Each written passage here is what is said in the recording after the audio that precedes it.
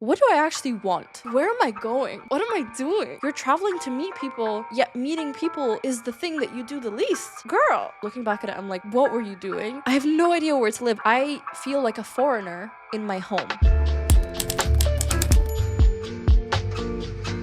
Okay, I don't even know how to start this video because I still don't really know what this video is. So I wrote down all these different things that I wanted to talk about, and I don't really have a structure. I also asked if you guys had any questions that I'm gonna sprinkle in. I record little vlogs here and there, but a lot of them lack like a deep context of how I'm doing. And these are not really things that I can really update you on in like a 15-minute vlog. So I was like, you know what? For those that connect with me, we can just sit down and have like almost like a little FaceTime update. So that's what I'm gonna do today. But let's just start with how my 2024 went for me, how I would describe it in a couple of sentences. 2024 for me, in terms of mental health, I would say it was one of my worst years of my life. And it wasn't that necessarily something happened, but I just think overall, I was always feeling very stressed out, very low, very hateful towards myself. The negative self-talk just went crazy. I don't think it's ever been as bad as it was last year. And this was for two reasons. So reason number one is a couple of years ago, I got myself in really bad tax debt. I was very stupid with money. I spent way too much. I didn't save up anything for taxes. And when the time came around to pay my taxes, I didn't pay my taxes on time, got fined a lot, got a lot of penalties, and I am still paying off that debt because that debt grew. I have student debt that is also growing by the day. And I think for some reason, I had this for like a year. So this debt was just growing for a year, but I was so ignorant of it that like I was just choosing to ignore it because I was like, if I don't see this problem, I just, I'll forget about it, which was the stupidest thing to do. Looking back at it, I'm like, what were you doing? But in 2024, I sat down and I was like, okay, let me write out all my finances. Let me write out all my debts, everything that's going on. How much am I earning? How much am I spending? How much am I in debt? And I wrote everything out, and I had the biggest shock of my life. I did not realize how bad of a situation I got myself in. You don't have to call me stupid. I know it's one of those things where you're aware that it's not the smartest thing to do, but I just like mentally wasn't ready to see what I saw. That literally broke me. I feel like for the last couple of years, I've been really working on myself in terms of being kinder to myself, being less of a perfectionist, talking to myself nicer, getting rid of my social anxiety and shyness and all these things. And I feel like when I was hit with this debt, everything I have built up felt like it crumbled down.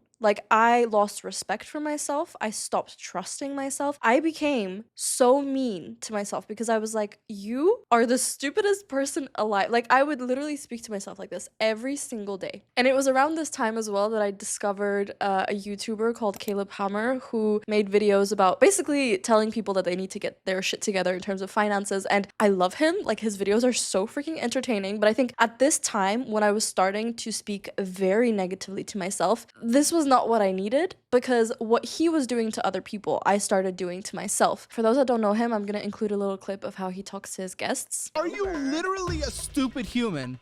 Dude, that's disgusting. It got to a point where I started watching all of his videos all the time because I was like, this is the wake-up call I need. I need to be harsh to myself like this because this is the only way I'm gonna get myself out of this situation. So just to clarify, I still really love Caleb Hammer. Like, that is kind of the humor of his show. That is the point of the show. He tells people ahead of time that this is the attitude that he's gonna be bringing. Anyway, my point is, I'm not blaming this on him at all, but I was just saying that like it's all kind of bad timing because I started being really hateful to myself. I started watching his videos and watching them 24/7. Like, I always had them on in the background. I think I was watching his videos like 5 hours of the day, like when I was getting ready, when I was getting ready to sleep, when I was waking up, when I was eating food. Like, his show was constantly in the background for me for like a month. Kind of came to the conclusion that the only way I'm gonna fix myself is if I am very harsh to myself, because I need a wake-up call. And I think that just started a very bad pattern for the rest of the year that I am only starting to break now. I genuinely saw myself as the biggest failure. I didn't understand why anybody would watch me. I didn't understand why anybody would be friends with me. I deep down like needed validation so badly because whenever anyone praised me, whenever anyone wanted to hang out with me,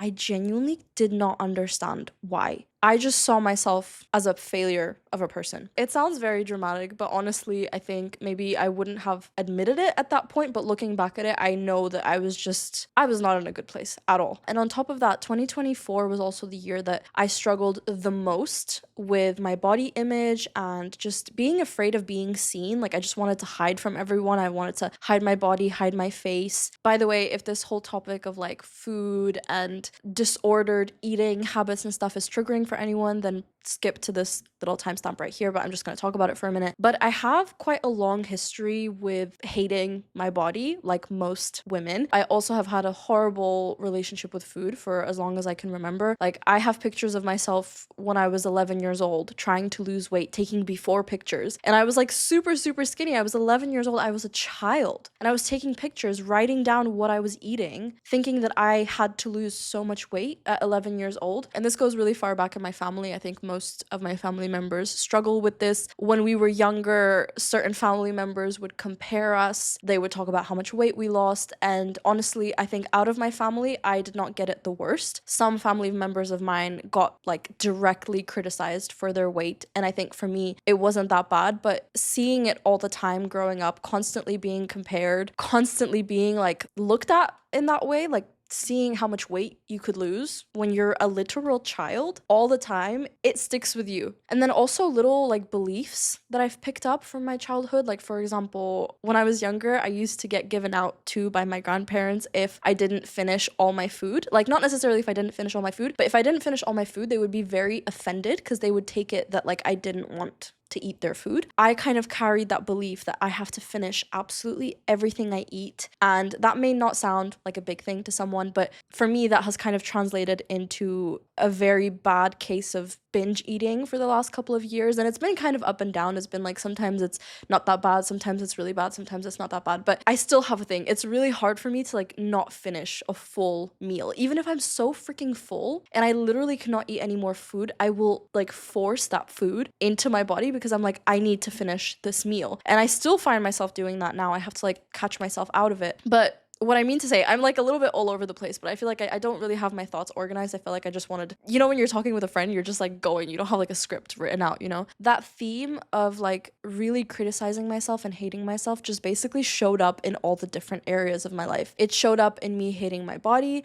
It showed up in me like being very judging of all the money that I spent or like didn't count in the past. It showed up in every single way of my life. For example, this year I was not very active on my socials, and social media is my full-time job. So not being active on my socials is quite a big thing. It's not just like something like, oh, I decided to take a couple of months off, da da da. But that was because I could not stand how I looked. So editing videos of myself, taking selfies, taking pictures, I was like, I don't want to be doing this. I wish I could work behind the camera and do these other things where I didn't have to be on camera because I cannot stand looking at myself. I'm still working through it, don't get me wrong, but I feel better. I definitely feel better. But there was definitely a couple of months where I was just like, I'm done with this. Like, I don't want anyone to see me. So yeah, fear of being seen was a huge one. And that also showed up with like relationships in terms of friendships. And I think last year I ghosted so many people. I would start speaking to people and then I would just like disappear. And I forever feel guilty because I feel like I formed quite good connections and then I just disappeared out of nowhere because, again, like, I don't know, it was just all connected. I just thought that there was no way that I was enough for anyone. I was like, I don't want to waste this person's time. I don't want this person to meet with me and then think that I'm the most boring human alive, least interesting person and just regret their time that they came out to meet me. Or like, I don't know how to describe it. When I say it out loud, it sounds a little bizarre, but in the moment, it felt like that. I was like, if I just isolate myself and I get my shit together, then in a couple of months, I'll come back as like the best version of myself. But right now, I'm not that version. Therefore, I'm hiding. And I think this is a very big pattern in my life. I always, like, the all or nothing thinking is crazy. It goes crazy for me. It's like I will disappear for a couple of months, get my life together, and then I'm gonna come back. But the thing is, that thought alone is gonna prevent me from moving to a higher level in my life, because that is not the way to get better. That is not the way to show up as your highest self, because you cannot hate yourself into change, which is essentially what I was trying to do. Like, that's a really famous quote that everybody sees on Pinterest. Like, you have to love yourself into evolution. You cannot hate yourself into change. And no matter how many times I would see that quote, I was like, no, but I'm like loving myself into evolution. I'm doing this out of love. No, girl, you were like your own biggest hater. And I was just like, if I isolate myself, if I do all these like crazy intense challenges, these like 30 days of like nonstop, go, whatever, all these different things, then like I'm gonna get better, and then I can start living life, and then I can start making friends, and then I can start doing this. I was putting off life until I felt like I was the perfect version of myself, and that's just not the way to do it. And coming back to the body image issues for a moment, this actually got worse for me at the end of the year. So I think this was at its worst in like December of 2024. So last month, my body image, like the way I saw myself, was the worst it was all year. So this was partially to do with the fact that I got into a motorcycle accident, and I was in bed for like 2 weeks, basically not moving. And after that, I was just like having difficulty moving in general. Like, I'm fine, nothing broke, thank God. Like, I genuinely think the way it turned out was the best possible case scenario. Like, it was a pretty bad crash, and I didn't break anything. Like, I'm fine, everyone is fine. But after that, I completely lost momentum in terms of like eating well and working out regularly and doing yoga. And right before I got into the crash, I also started my yoga YouTube channel, and I felt like, oh my God, like things are finally going my way, like I'm doing well. And then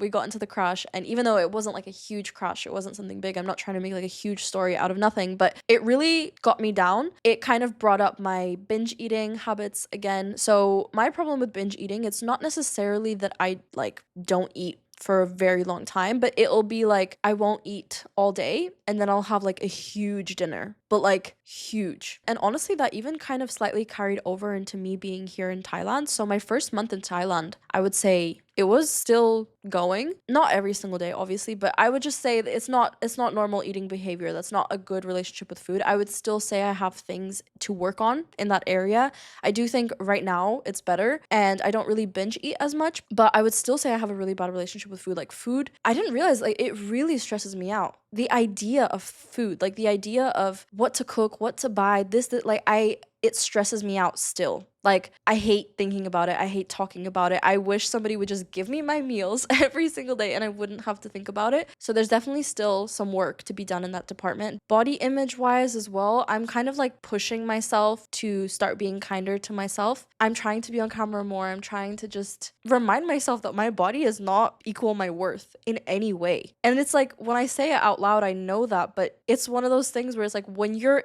going through that moment where you can know that, but you don't feel it, it's hard to see how you could not feel that way, if that makes sense. And it's really hard to not be all or nothing with it. So actually, moving into our next topic is update on 75 hard. If you've seen my last two videos, I started 75 hard. It was one of my goals for this year to complete 75 hard at least once. I decided to switch to 75 soft because after around like just under 2 weeks, I realized that the progress pictures were triggering me. They did not trigger me before. Like, for example, earlier in 2024, I think in like June, I got like 37 days into the challenge, and at that time I was very obsessive with how I look. Don't get me wrong, I was still struggling with my body image, but the progress photos weren't necessarily triggering me. Like, they weren't really bringing my mood down. But now, when I started 75 hard, like 1st of January, the progress photo, they were triggering me. Like, it was like making me go down a spiral. So I decided that right now I'm gonna take the progress pictures out, and I decided to actually switch up the rules so that the challenge for me is not about losing weight or looking better. It's purely about feeling better. And I still would love to do 75 hard at some point in the year. So maybe later down the line, if I'm doing better in this area of my life and that kind of topic is not as triggering for me, then I would love to do it again. But I think 75 hard can be amazing for your mental health, but it depends kind of what you're struggling with, what you need in that moment. And in this moment, I do need to improve my lifestyle. I need a little bit of discipline. I need like a challenge to keep me going, but I don't need the focus on how I look right now. I still love 75 hard as the challenge. Like for example, I'm going to make a video very soon on a Notion template that I'm using to track my 75 soft. And there's also going to be a version for 75 hard. So like I still love the challenge, but I think there's a time and a place. There's a time and a place. And right now the 75 hard was not the place for me. It was not the time for me, but 75 soft in my own version where I don't focus on how I look, but I focus on how I feel, that was the right time. Anyway, moving on to the next topic. I had a quarter life crisis. So a couple of days after my birthday, I literally just started breaking down every single day and reflecting on everything in my life. I was like, what do I actually want out of life? Like, where am I going? What am I doing? What I realized is I am someone who really, really, really, really values creating a family. Like, that is my biggest goal in life. I think sometimes I feel embarrassed to say that, but I don't know what there is to be embarrassed about. People have different goals. And deep down, I genuinely feel like it's my purpose to be a mom. It feels so weird saying that online. I feel like I've briefly mentioned that before, that I wanted to be a mom and it was something that I was really excited for, but I don't think I've emphasized how much I look forward to that point in my life. I am not someone who wants like a huge business. I don't want to build an empire. I don't want to be like a huge businesswoman in charge of 50 people in my team. Like, that does not excite me. I really feel like I am on this planet to be a mom. I know that may sound weird to some people, but I know that there's some people listening that connect to this. And I feel like deep down, I'm also scared to share that for some reason, because part of me feels like I would get judgment on that people would just say that like, don't you want more? Da, da, da, da. But to me, everything else is just a bonus. Everything else is just for fun. Like, these are just things I'm doing for fun on the side, like traveling the world, building my business, all these little things. Like, I'm like, yes, it's freaking fun. I love this. This is really fun, but this is not my purpose. Like, I really feel like deep down, my purpose is to be a mom, to have a family, to curate a household that my whole family feels happy living in. And so the reason I started having like a quarter life crisis is because I realized that this thing that I realize and have known for such a long time that is my main purpose in life is something that I am just completely not working on. I've completely ignored that area of my life. I'm 23. I've never been in a relationship, which is completely fine. There's nothing wrong with that. But I just mean that I've just completely kind of abandoned that area of my life, knowing that my main purpose in life is to have a family. And it just made me question everything, because I realized that, like, let's say what I'm doing right now. I'm a digital nomad. I'm working online. I'm traveling the world. Deep down, I feel like I'm doing this to find other like-minded people. It's easier to find expats when you're an expat in a different country, you know? And in terms of friendships, that has been amazing. I have found so many people that I connect with on such a deep level, and I love them so much. But it got to that point where I got so hung up on the working aspect of it and like trying to be perfect in building my business and social media and whatever, that I stopped making the effort to meet people, which is the core reason why I'm traveling. And I don't know if that makes sense, but it made me question everything, because I was like, girl, you're traveling to meet people, yet meeting people is the thing that you do the least. Girl. So yeah, and I've just completely abandoned my dating life. That basically does not exist. It became a little more active in the end of 2024, like a little bit more. Like, there was at least one date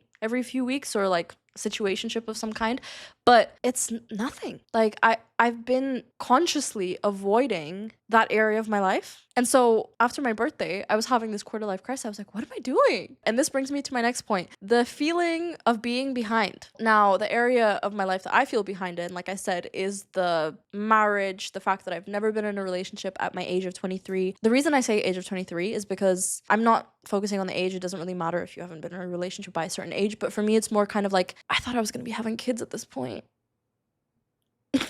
Yeah, it again feels weird to say, but I really thought I was going to be having kids at this point, and I've never been in a relationship. So it definitely makes me reflect a lot, and it makes me realize I have to put myself out of my comfort zone in that area of my life. But also, okay, going into another thing, I don't know how to meet people in real life, because I've tried the whole Tinder Bumble thing. Not a fan. Really not a fan. And also, it's a little discouraging, because when I am on Tinder or Bumble, almost like 90% of guys in their profile say that they don't want kids, and I'm just like I feel like I'm really like putting my cards out here right now. Like I'm just sharing everything. If I know that a person doesn't even want kids, I'm not gonna waste my time. And when I started reflecting on all this, I started thinking like, well, I deep down want someone who is like quite stable and is ready to settle down and be very serious and have kids, get married, whatever. But I'm looking for that person abroad where 99% of the people traveling, expats like me, they are not looking to settle down. They're like in their phase of their life where they're growing, they're traveling, they're exploring. They don't want to settle down. That's like 99%. I'm not saying those people don't exist. There are expats that are maybe just traveling right now, but they want to settle down really soon. Of course, that exists. But I'm like, am I in the wrong place? Like, I thought that I should be traveling to find the kind of person that I want. But now I'm like, well, if I want a stable person who's ready to settle down, shouldn't I be kind of a stable person? I don't know. This is where I kind of get in my head and I'm just like, girl, you're thinking too much. Just freaking live life in the moment, meet people, like stop overthinking everything. But this is exactly what a quarter life crisis is. This is why I was going through it. And this brings me to my next point, actually. I do not feel like I belong anywhere in terms of places. I don't know where to go. I have no idea where to live. I speak about this with my friends all the freaking time. I do not feel like I belong anywhere. And I think this is like a universal experience for third culture kids. Because for me, quick little context, I was born in Latvia, I grew up in Ireland, and then ever since I was 18, I lived in the UK, I lived in Spain, I lived in Indonesia. Now I'm kind of not really living in Thailand. I've been here for 2 months. I don't think you can count that as living, but I lived in Indonesia for like almost a year. So I feel like I can count that as living. And it's a little bit of a weird situation because, for example, Latvia, I was born there. I lived there until I was 8 years old. All of my family is there. That does not feel like home. First of all, I cannot even speak Latvian, which is the language of the country. I grew up in a Russian-speaking family, and we moved to the US before I could learn Latvian in school. So I don't even speak the language. When I go back to Latvia and I'm in a shop, I speak English. I feel like a foreigner in my home. Ireland, I lived there for 10 years. You would say, okay, well, Ireland is your home. First of all, because Ireland was like my third culture, like Ireland was the country that made me a third culture kid because that was not my culture, that was not my parents' culture. We were just like in a completely new place, just immigrants, not Irish in any way. It does not feel like home. It never felt like home. Even in the 10 years that I was living there, I was like, I know I'm going to leave Ireland because this does not feel like home. And I love Ireland with my whole heart. I love Irish people. Anytime I hear the Irish accent when I'm out and about anywhere, like I just get so happy, but it doesn't feel like home. I don't want to live there. I don't feel an attachment to it in that way. And before, for example, my mom was still living there. So even though it didn't really feel like home, at least I had somewhere to return to that was like home. But now even my mom doesn't live there. Like my mom has moved out of Ireland because it doesn't feel like home for her either. So now the two places where I grew up, neither of them are home. Now going to the next place, Spain. I have family in Spain. My mom moved to Spain. I lived in Spain for a couple of years and I love Spain with my whole heart. I think at the moment, Spain is the closest thing I feel to home, like real home where I'm gonna settle down in the future. But it still doesn't feel like home. I again feel very like much like a foreigner in Spain, which I am. I'm not Spanish. And deep down, I think this is why I'm traveling so much because I don't know where I want to go. I don't know what I'm saying anymore. My camera's about to die. Let me change my battery and then we'll be back. Another thing that I kind of struggle with is temporary relationships. I think if you want to be a digital nomad, you need to be open to that. Even though I think I'm open to it, I think deep down I'm not because I have this belief that if I'm not in a place for long enough, then not that I'm not willing to make friends, but I feel like deep down, I almost am scared of meeting someone that I really click with and then never seeing them again. So to save myself from that little friendship heartbreak, I almost just like don't put myself out there. For example, like coming here to Bangkok, I've been here for 2 months. I have some like acquaintances here and whatever, but I did not really put myself out here in terms of making friends because I was like, well, I'm only here for 2 months. Like it's sad if I make a friend and then I just never see them again. Like what is the point? And I think that is not the way to live if you're a digital nomad. You have to be open to temporary relationships. And I haven't been. And for the people that were asking if I ever get lonely, I definitely get lonely, but it's by my own doing. So I need to be a little bit more open to temporary relationships. I think the pattern here is I like thinking into the future. I like thinking long term. And it's not necessarily a good thing in my case right now because I think so much into the future that I don't live in the now. And another thing is that for the last 2 years, I have not been able to really own more items than I can fit in my 2 suitcases. Like I've been living out of my 2 suitcases for the last basically 2 years. And I think I'm just getting a little tired of it. I always have to declutter. If I ever buy something new, and I have to sometimes, like for example, if I'm going from like a tropical climate to a colder climate, for example, example, last year I was going from like months of living in Bali, and then I went to Brazil, which was like very hot climate, and then I came into Spain in like the middle of winter. I had to buy winter clothes, and I have to like constantly declutter, and I'm tired. I want a semi-permanent home. I think that's something. I don't know if I'm going to be doing it this year, because this year looks pretty busy in terms of travel, just because I am hosting a girls trip in July, which I'm extremely excited for. Also, my 10-year YouTube anniversary is going to be in July, which is very exciting. But until July, I'm basically traveling all the time. After July, I actually have no idea what I'm doing. This is my current dilemma. This is like the current thing that I keep sending my mom voice messages about. Like the quarter life crisis, that was like a couple of like 2 weeks ago. Current issue is, where do I go after July? I don't know. Do I stay in Asia? Do I come back to Bangkok? Do I do another Thai course? What do I do? Or do I move back to Spain? Is Spain my home? Should I try going to Australia? I don't know. And yeah, actually going into my last point is that I'm kind of taking a break from social media as a consumer right now. This has only been for the last week. This hasn't been like a month-long thing. This has been like a week-long thing, but I've never done this in my life before. This is the first time I'm doing this, but I always wanted to do like a huge social media detox, but I was always torn because I was like, how is someone who does social media as a full-time job supposed to do a social media detox? Like, yes, I can mute everyone. Yes, I can unfollow a bunch of people, but it's not truly like a social media detox. You're still on social media every single day. And I think I was struggling with that for a long time. I thought it had to be all or nothing. I was like, well, if I'm going to be on social media, if I have to do social media for my job, then might as well just like be there as a consumer as well. And yeah, like I said, last month was actually one of the worst months for me in terms of like my body image, how I felt about how I looked.